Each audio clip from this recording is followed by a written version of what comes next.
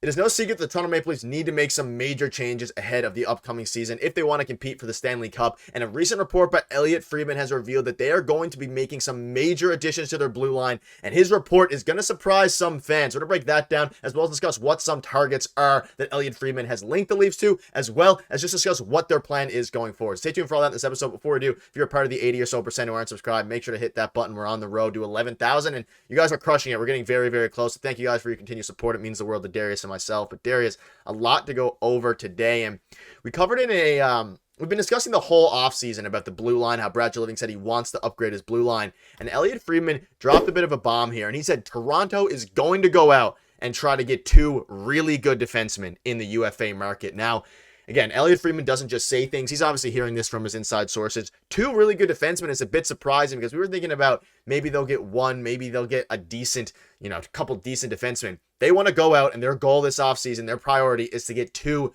really good defensemen. What are your thoughts on this before we get into what some of those players could be and what our favorite picks are?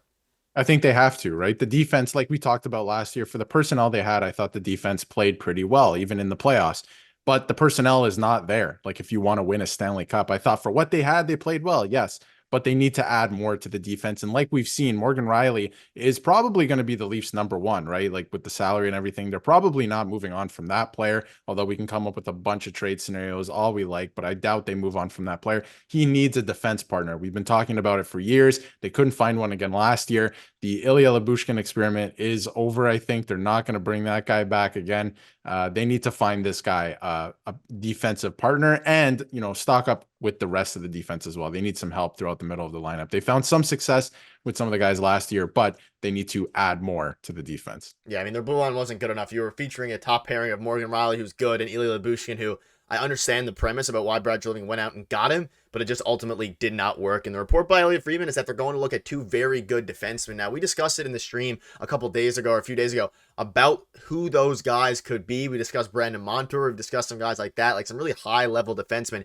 And if you go and look at, not Easton Cowan, but if you look, again, the Elliotte Friedman report, two big defensemen. Some of those names could include Zadorov, Brett Pesce, Walker, Tanev, and Montour. And given the asking price for most of those players, it will be interesting to see who they get, but it's expected they will make a push for at least one, if not two, of those guys. We're going to bring up another guy as well who is interesting. But Darius, these are names that I like to see the Toronto Maple Leafs linked to. Zadorov, very good, would fit amazingly. Brett Pesce would fit even better. Sean Walker makes some sense, and Chris Tanev and Montour would be the big prized possession. And again, an article dropped by Evan Dauphier saying 6 defensemen the Maple Leafs could pursue in free agency.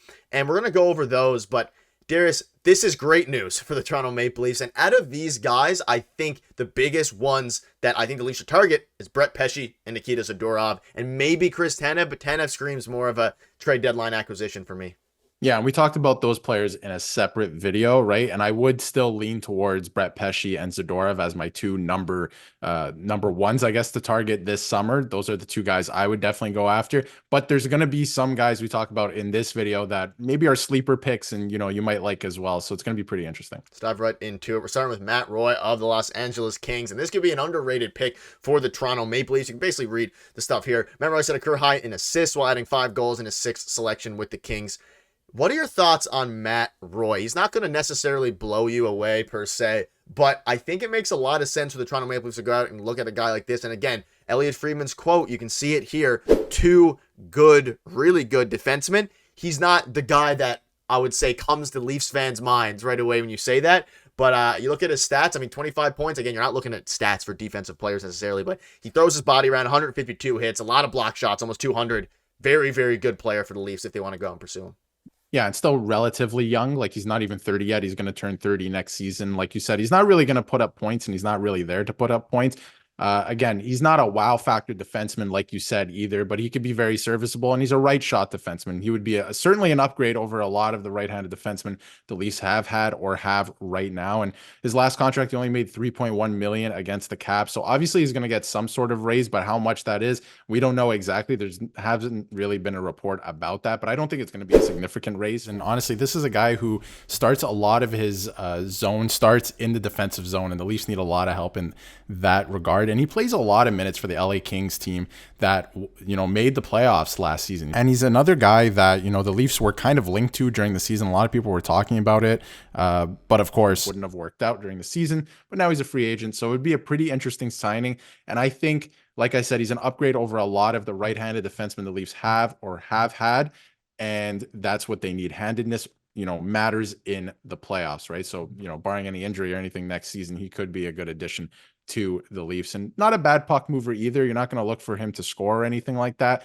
but another guy who starts a lot of his shifts in the defensive zone and can be relied upon for that. So that'd be good for the Leafs. Yeah, he's a very interesting target, and I think one that could make a lot of sense for the Leafs, and one that hasn't been discussed about a whole lot as well. But let us know in the comments what your thoughts are on him. Now let's move on, Darius, to Brady Skjei. Now, he's a guy who, in our stream a few days ago, a lot of people were saying this could be very interesting. He is a left-handed shot defenseman, but he is a super valuable asset that the Leafs could use on the power play and in the penalty-killing units, which is two things that the Leafs desperately need. And again, you can look at some of his stuff here. He was a reliable puck-moving defenseman, what John Klingberg was supposed to be, finishing last season with 13 goals, 34 assists, and 47 points in the regular season.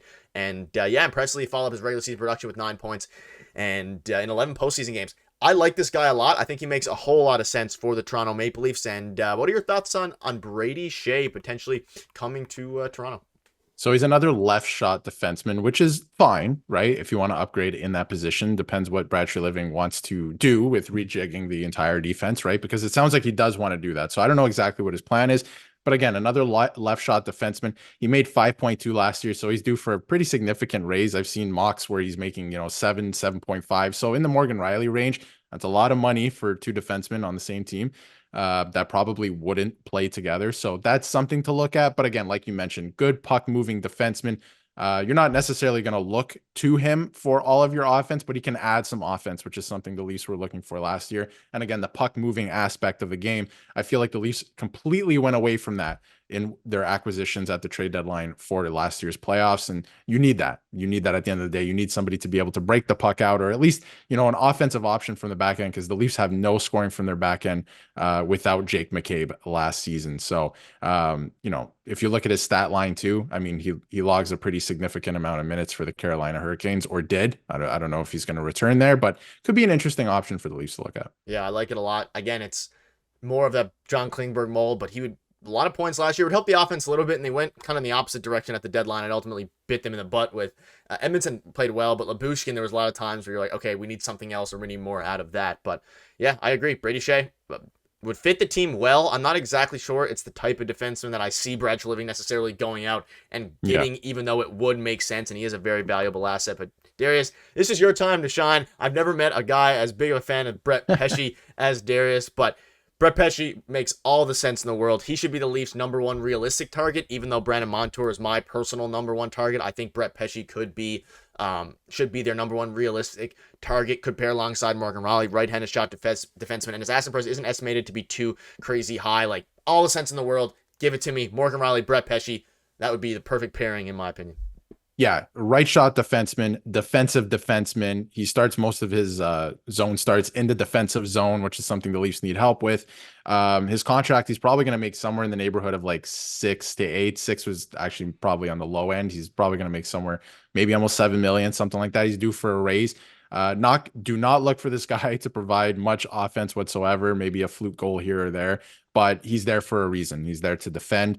He's exactly the type of player that the Leafs need. I think that they should absolutely target this player. Like, out of anyone on any list, this is the type of player that they absolutely need. So they should probably target this player. Number one priority behind, all the Mitch Marner stuff and whatever they got to figure out in terms of re-signing players.